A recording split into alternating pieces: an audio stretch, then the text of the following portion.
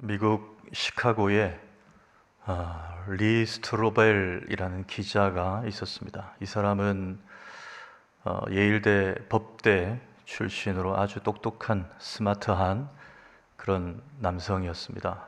그러나 그의 사상은 늘 어릴 때부터 무신론이었습니다. 그러다 어느 날 그가 부재 시에 그의 아내가 아들과 함께 한 레스토랑에 갔는데, 그 레스토랑에서 음식을 먹던 중에 자신의 어린 아들이 그만 음식물이 기도에 걸리는 사고를 만나게 됩니다. 그때 그 옆 테이블에 있던 한 흑인 여성이 도움을 주는데, 여러분 아마 들어보셨을 거예요. 하임리히법이라 그래서 뒤에서 안고 명치 쪽을 이렇게 강하게 임팩트를 주면 음식물이 튀어나오는, 그 아들이 그 흑인 여성의 도움으로 그렇게 위기를 넘기게 됩니다. 어떻게든 살해를 하려고 했더니 그 흑인 여성이 괜찮다고, 꼭 마음에 걸리시면 이번 주 일요일에 제가 다니는 교회 한번 오시라고 얘기를 합니다. 그 아내와 아들은 그 흑인 여성이 다니는 교회에 그 주일에 가게 됩니다. 하나님의 은혜로 그 시로 믿음이 생기게 되고 예수님을 믿게 됩니다. 그런데 남편 리 스트로벨 이 기자는 그게 못마땅했습니다. 자기는 예수의 십자가, 부활, 천지창조 다 허탄한 신화라고 늘 생각했기 때문에 이 정신 나간 아내를 자기가 어떻게든 설득을 시켜야 된다라고 생각을 했습니다. 그래서 그때부터 틈틈이 휴가도 내고 미국 북미 전역을 다니면서 기독교와 유대교 모든 역사, 자료, 사료 이런 것들을 수집을 해서 공부를 하기 시작합니다. 어떤 목적이라고요?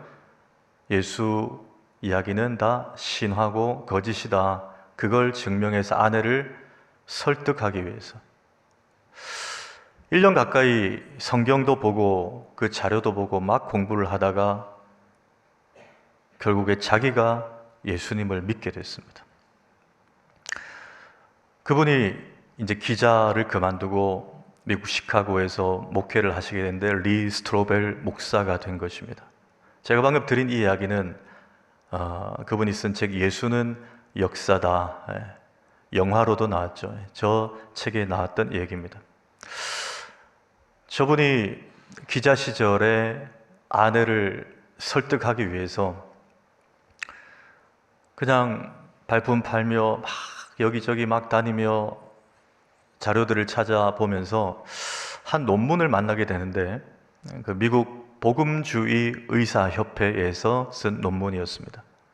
그 논문을 읽는 중에 예수님의 마지막 그 육신으로서의 직접적인 사인이 무엇인가, 그들에 의하면, 그 논문에 의하면 질식사에 의한 쇼크, 이렇게 되어 있었습니다. 우리는 흔히 과다출혈을 생각할 수 있고 또 여러 가지를 생각할 수 있습니다. 그런데 미국의 복음주의 의사협회에서는 직접적인 사인은 질식사다, 이렇게 해놓은 논문을 본 것입니다. 이분이 그 글을 이렇게 쭉 보면서 그 내용을 저 책에 소개를 하는데, 왜 질식사인가? 여러분 아시는 대로 방금 제 영상에도, 물론 저것은 연출된 것이지만 저거보다 더 하면 더했지, 그렇죠? 우리 예수님이 당하신 고통은, 예수님은 그 전날 몇 시간 전부터, 십자가에 달리시기 전부터 채찍을 맞으셨습니다.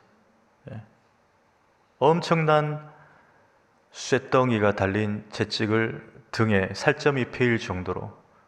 그래서 그 역사가들에 의하면 예수님의 등은 십자가에 달리시기 전에 이미 신경과 혈관, 심지어 어떤 부위는 뼈까지 희미하게 드러날 정도로 너덜너덜해진 상태였다고.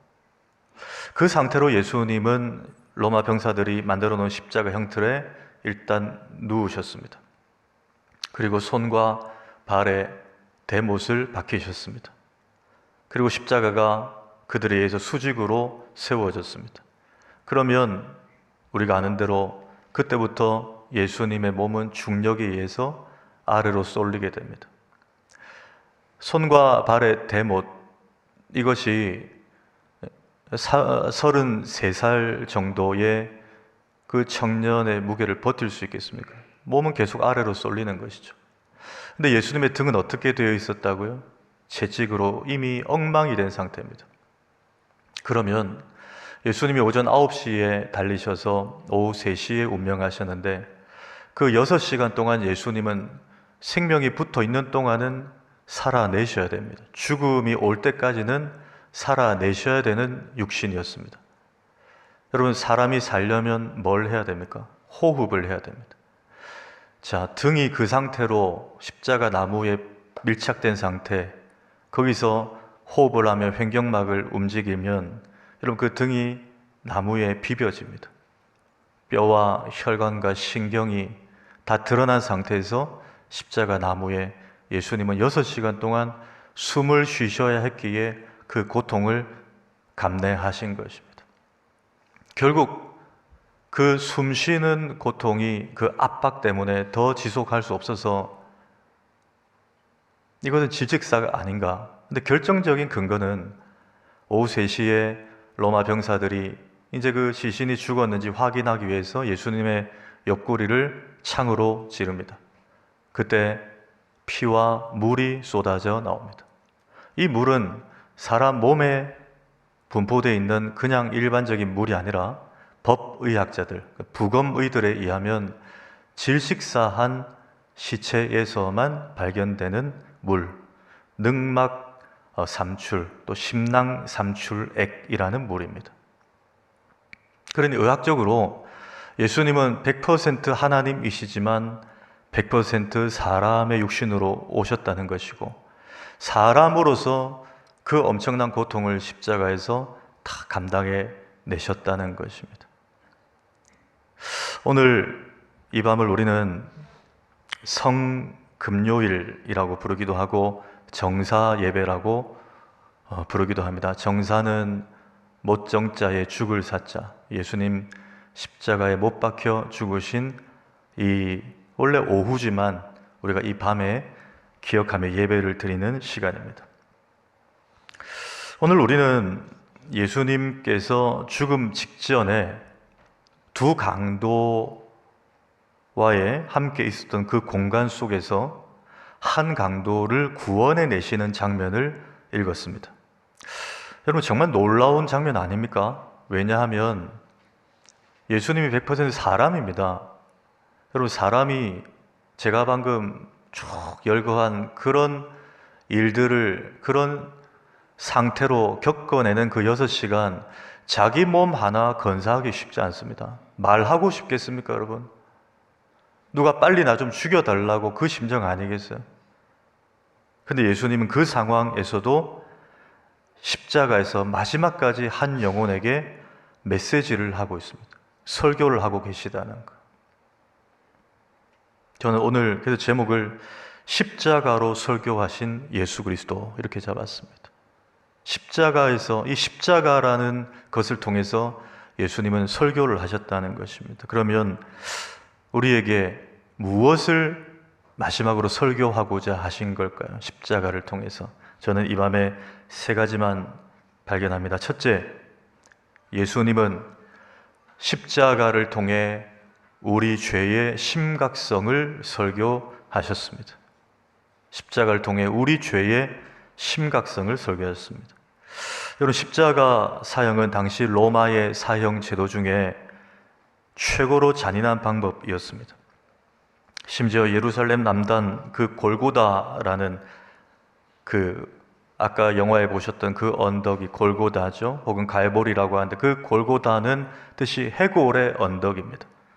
그만큼 거기서 사형 집행이 많이 되었고 당대 최악의 괴수들만 거기 공개 처형당했던 곳이 골고다입니다. 그렇다면 예수님 왜 이렇게까지 잔혹하게 이런 최악의 사형 제도인 십자가를 예수님이 당하셔야 됐는가? 또 하나는 이 사형을 왜 굳이 모든 사람들이 보는 골고다 그 현장에서 공개적으로 보여주셨어야만 했는가? 사실 하나님은 우리의 죄 문제를 그냥 말씀 한마디로도 용서하시고 해결하실 수 있는 분입니다. 너희들 죄 지었구나, 이러이런 죄 지었구나, 그냥 매일이라도 다시는 죄 짓지 마라, 내가 이번엔 용서하마. 여러분, 하나님만이 죄사함의 권세가 있으시잖아요. 하나님은 말 한마디로 그렇게 죄를 사해 주실 수 있는 분입니다. 그런데 그런 하나님이 이렇게까지 아들에게 무자비하게 하신 것은 그 이유가 무엇일까요? 하나이지 않을까요? 우리 죄의 대가가 얼마나 비참한지를 다 보라는 거예요. 우리 죄의 결과가 얼마나 비참한지를 보여주시는 겁니다. 왜? 그래야 깨달으니까.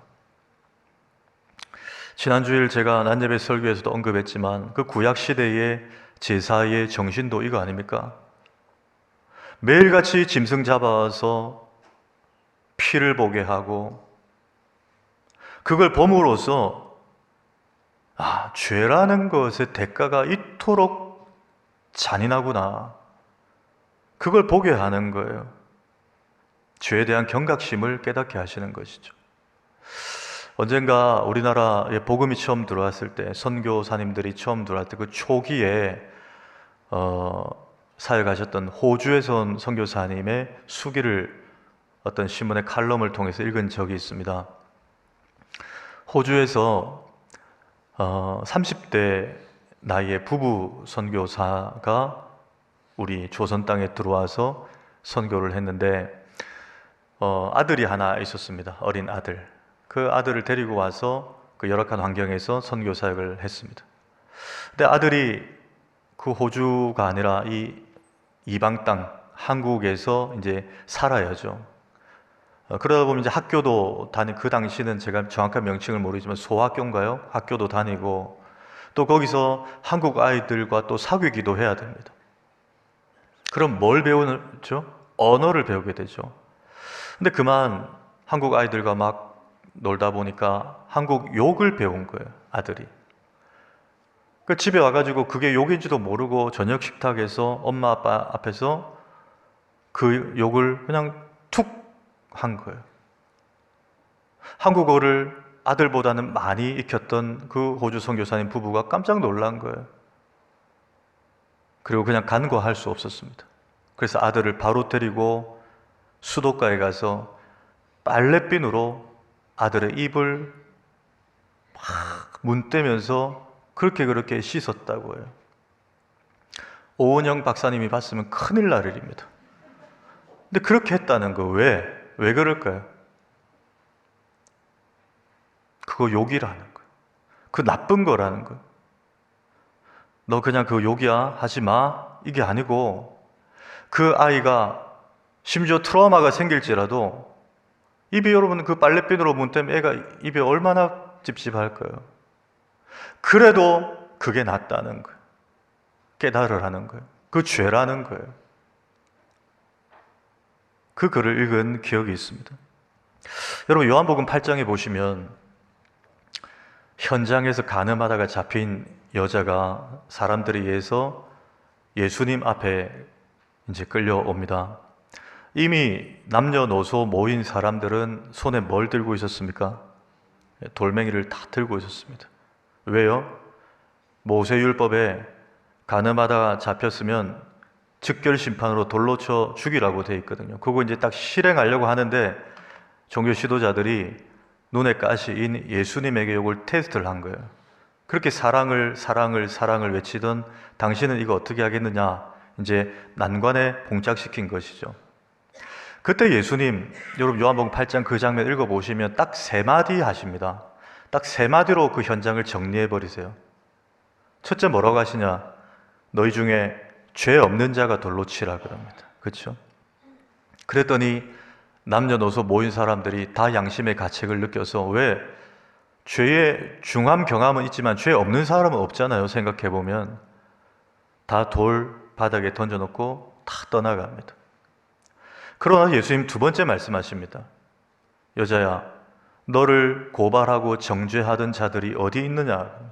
아무도 없다는 거예요. 현장 다 떠났습니다. 이제 그녀하고 예수님 딱 둘만 남았습니다. 그리고 나서 예수님 마지막 세 번째 말씀을 하시는데 요한복음 8장 11절에 나도 너를 정죄하지 아니하노니 가서 다시는 죄를 범하지 말라 그럽니다.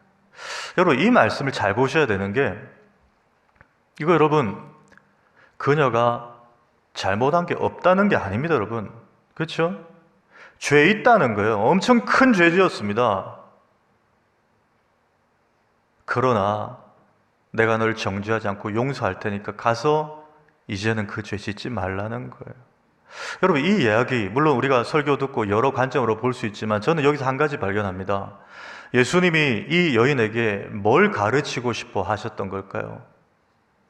여러분, 적어도 이 여인은 사람인지라 이후의 생에 있어서 연약해서 다른 죄는 지을 수 있습니다. 그러나 오늘같이 간음죄는 절대 짓지 못할 거예요. 왜? 지금 눈앞에서 사람들이 돌 들고 죽이려는 그 직전까지 갔는데 이분이 용서해 주었거든요.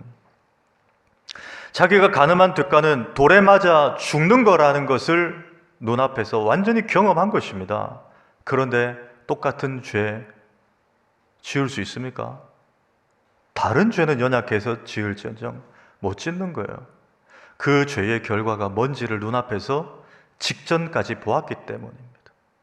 여러분, 우리 예수님의 십자가가 바로 이런 겁니다.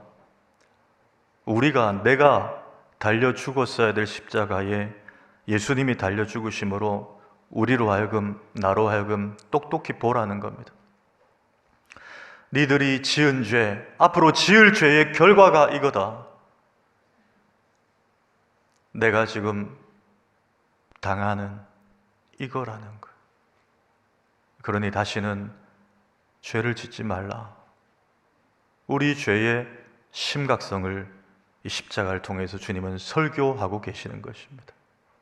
두 번째 예수님 설교는, 예수님은 십자가를 통해 우리를 얼마나 사랑하시는지를 설교하셨습니다.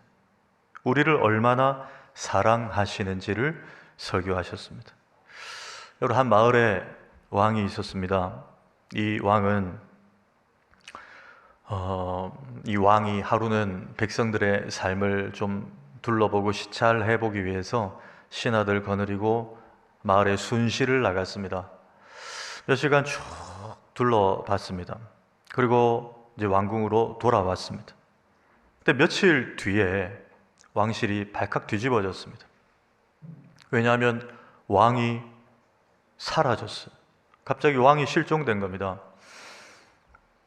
비상이죠. 신하들, 그 다음에 군사들이 온 마을을 막 뒤지며 왕을 찾아다닙니다. 처음에 못 찾았어요. 한참 시간이 지나고 밤 늦음하게 왕이 왕실로 돌아왔는데 혼자 오지 않고 한 여인을 데리고 들어왔습니다. 그 여인은 그 마을에서 꽃집을 하는 한 젊은 여자였습니다. 신하들이 당황해서 물었습니다. 폐하, 아니 이런 거 정도면 저희들에게 그냥 명령 한마디만 하시면 저희들이 이 여자 가서 데리고 올 건데 왜 왕이 이렇게 저희들 놀래키게 친히 가셔서 그렇게 데리고 오셨습니까? 이렇게 이제 얘기를 했어요. 그랬더니 왕이 이렇게 말합니다. 내가 만약 너희들을 시켜서 이 여인을 데리고 오라고 했으면 그녀가 왕의 명령이니까 당연히 오기는 왔겠지만 내가 자기를 얼마나 진정으로 사랑하는지는 그녀가 모를 거 아니냐는 거예요. 여러분, 이 말 이해가 되십니까? 명령 한마디면 데리고 올 수 있어요. 근데 왕이 직접 간 것은 그녀의 마음을 얻고자 했다는 것입니다. 알고 봤더니 며칠 전 마을 순시를 나갔을 때 이 왕이 그 꽃집 여인을 본 거예요. 첫눈에 혼자 반한 겁니다.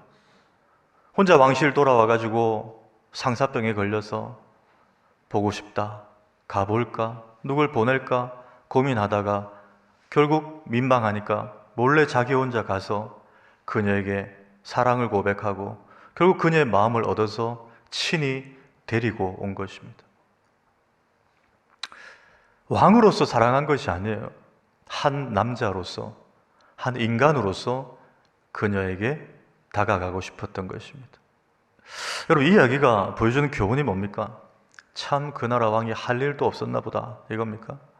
아니면 참 쓸데없는 짓을 했네, 이겁니까? 아니죠. 왕의 권위가 없다? 아닙니다. 왕이 그 여인을 얼마나 진정으로 사랑했는가를 보여주는 것이고, 나아가 왕의 그 행동을 통해 그녀가 왕에게 있어 얼마나 소중한 존재인가를 보여주는 얘기입니다. 여러분, 십자가가 바로 이런 겁니다. 예수님 그냥 말로만 우리를 사랑한다고 하셔도 됩니다. 여러분, 예수님은 하나님이시고 하나님은 전능하시잖아요. 그래서 우리 마음과 생각을 그냥 바꿀 수 있습니다. 그렇지 않아요? 우리에게 마음과 생각의 명령, 말씀만 한마디 내리셔도 모든 인류가 하나님을 믿게 하고 예수님을 사랑하게 할 수 있습니다. 하나님 전능하시니까. 근데 그렇게 하지 않으셨어요. 우리에게 자유의지를 주셨어요. 그래 놓고 하나님이 친히 하늘 보좌를 버리고 이 땅에 찾아오셨습니다.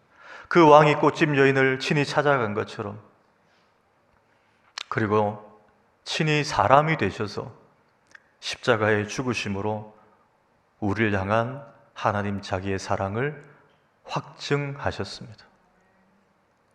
그게 여러분 십자가예요. 내가 너희를 이렇게까지 사랑한단다. 그래서 여러분, 사도 요한을 우리가 사랑의 사도라 그러는데, 요한일서 3장 18절에 보면 자녀들아, 우리가 말과 혀로만 사랑하지 말고 행함과 진실함으로 하자. 이것은 여러분, 말로만 사랑하지 말고 행함으로 사랑하십시오, 이 말도 있지만 그 앞에 16절에 보면 이 사랑을 먼저 보여주신 분이 누구냐는 거예요. 예수 그리스도께서 십자가에서 먼저 보여주시지 않았냐는 겁니다. 예수님은 말로만 우리를 사랑하지 않으셨어요. 십자가라는 행함과 진실함으로 우리를 얼마나 사랑하신지를 보여주신 것입니다. 이것이 예수님이 십자가를 통해 설교하신 두 번째 메시지입니다. 마지막 세 번째는 예수님은 십자가를 통해 구원의 유일한 조건을 설교하셨습니다. 구원의 유일한 조건이 무엇인가를 설교하셨다는 것입니다. 최근에도 국가대표 축구 경기가 있었지만, 여러분 축구 경기 대부분 다 보시죠. 축구 같은 스포츠 경기를 보면 요즘에 이 방송 기기가 또 굉장히 많이 이제 발달돼 가지고 요즘은 더 좋아졌는데, 예를 들어 선수가 골을 넣습니다. 골을 넣으면 리플레이를 하죠. 그렇죠? 보여줍니다. 골 넣은 장면을 계속 한 3번, 4번, 혹시 화장실 갔다가 못 본 사람 있을까봐 계속 보여줍니다. 근데 여러분, 가만 생각해 보세요. 딱 한 각도로만 보여주지 않습니다. 앞에서 들어간 장면, 옆에서 들어간 장면, 뒤에서 들어간 장면. 요즘은 드론에 카메라를 달아가지고요, 또 위에서도 이렇게 보여줘요. 다방면으로, 다각도로 골 장면을 보여줍니다. 근데 여러분, 그 골은 결국 한 골이에요. 그렇죠? 골이라는 것은 한 번 들어간 건데 보는 각도에 따라 다 다르게 보여준다는 것입니다. 여러분, 공관복음이라는 게 이겁니다. 우리가 마태복음, 마가복음, 누가복음을 공관복음이라고 합니다.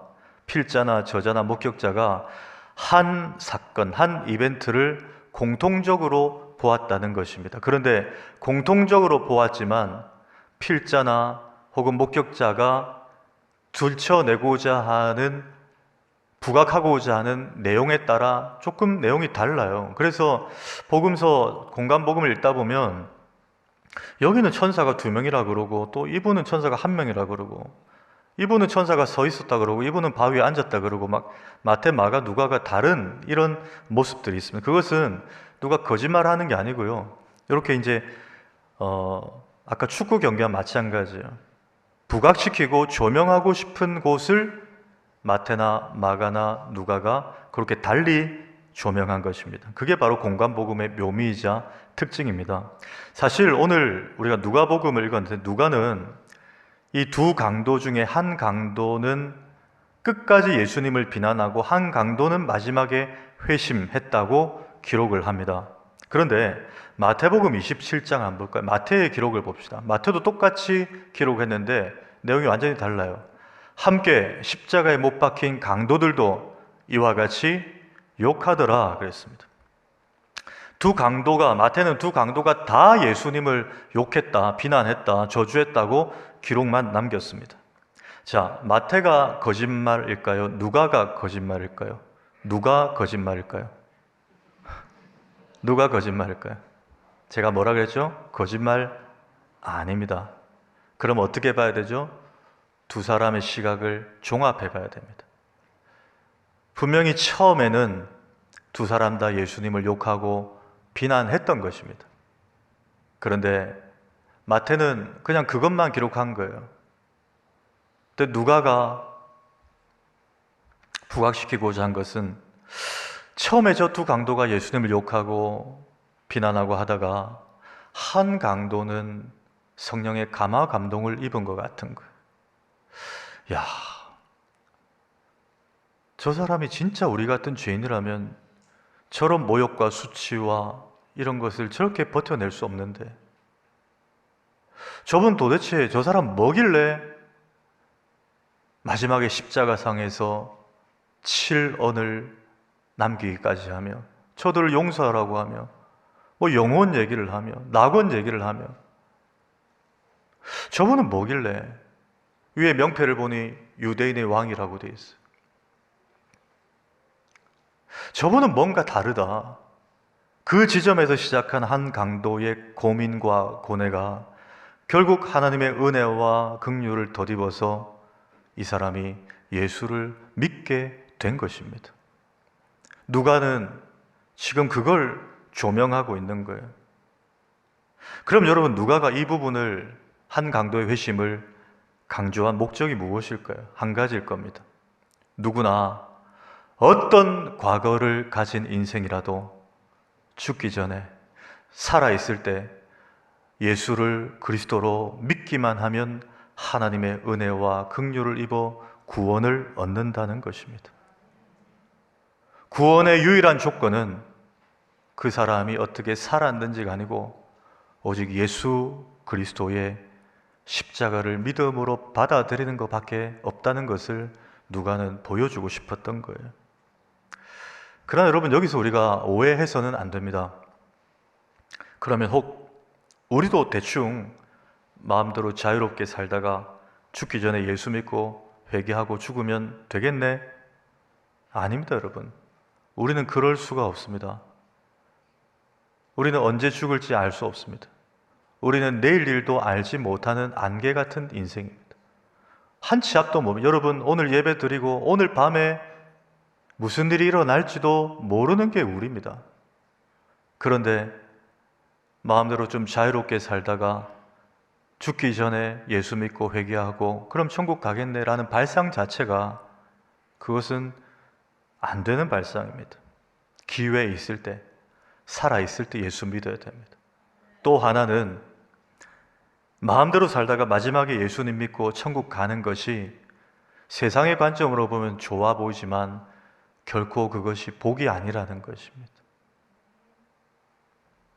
여러분 기억하십시오. 진짜 복은요, 예수님 안에 있습니다. 예수님 일찍 믿은 게 복이에요.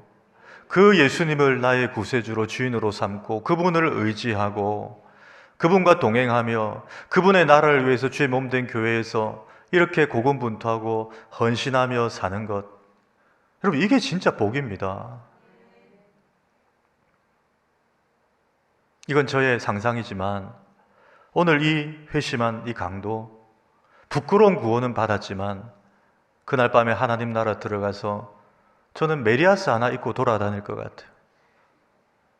상이 하나도 없습니다. 여러분 뭐 했습니까? 살인 강도질하고 살았습니다.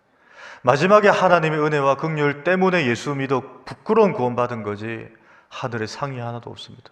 근데 여러분, 우리 부민교회 성도님들은 대부분이 모태신앙 혹은 선대 때부터 이렇게 예수님 믿고, 물론 예수 믿는다고 어려움이 없는 건 아니지만 그래도 신앙을 가지고 부민교회에서 말씀으로 양육받고, 여기 지금 이번 새벽에도 보니까 어린 자녀들이 거의 매일 나온 자녀들이 있어요. 그게 여러분 얼마나 복입니까? 하나님 말씀으로 양육받고 세상을 분별하고 악하고 패역한 세대를 향하여서 승리를 선포하며 십자가 복음 들고 살아갈 수 있게 되는 거. 근데 그거 모르고 자유롭게 마음대로 사는 게 복이라고요? 여러분, 그것은 예수 그리스도의 십자가 복음 안에 있는 엄청난 축복이 뭔지를 몰라서 하는 말입니다. 여러분, 우리가 예수님을 일찍 믿고 이렇게 은혜 가운데 사는 것이 정말 복인 줄 믿으시기를 바랍니다. 오늘 이 말씀을 기억하시고 남은 생에 여러분, 우리만 이 예수 그리스도의 십자가 복음의 은혜를 누리며 살 것이 아니라 아직 예수님을 비난하고 있는 한 강도가 있습니다. 교회 밖에 그 사람이 있어요. 아직 회심하지 못한 우리의 불신 가족, 불신 친구, 불신 친지, 불신 이웃들이 있습니다. 여러분, 저 75주년 이웃초청 심령대 부흥회의 포커스를 잡으십시오. 그리고 저 카드 전도지를 이번 주부터 들고 나가셔서 여러분, 절대 혼자 오지 마시고, 아직도 예수님을, 하나님을 알지 못하고 비난하고 있는 한편 강도와 같은 인생을 사는 불신자들이 있다면 여러분, 저들에게 예수 그리스도의 십자가 복음을 들려주고, 저들도 네가 오늘 밤 나와 함께 낙원에 있으리라, 그 약속을 보장받을 수 있도록 우리 모두가 복음을 위해 달려가는 우리 모든 성도님들 다 될 수 있기를 주의 이름으로 축원합니다. 하나님 아버지, 오늘 성금요일 예수님 십자가에 못 박혀 죽으신 이 밤에 저희들 주님의 십자가 죽으심을 다시금 되뇌이고 기억합니다. 특별히 마지막까지 한 영혼이라도 건지시기 위해 십자가를 통해 설교하신 예수님의 그 말씀을 살펴보았습니다. 우리의 죄의 결과, 죄의 대가, 그 심각성이 얼마나 참혹한 것인지를 바라보았습니다. 예수님이 십자가 지심으로 우리를 얼마나 사랑하셨는지도 깨달았습니다. 그러나 이 은혜가 우리에게만 머물러 있지 말게 하시고, 유일한 구원의 조건인 예수 그리스도의 십자가 복음을 아직 알지 못하고 저 언저리에서 교회와 하나님과 믿는 자들을 업신여기며 자기 힘을 믿고 살아가는 저들을 초청하여 저들도 하나님 나라 낙원에 함께 들어갈 수 있도록 여러분, 이 복음의 은혜를 우리 모두가 흘려보내는 귀한 성도님들 다 되게 하여 주옵소서. 예수님의 이름으로 기도하옵나이다. 아멘.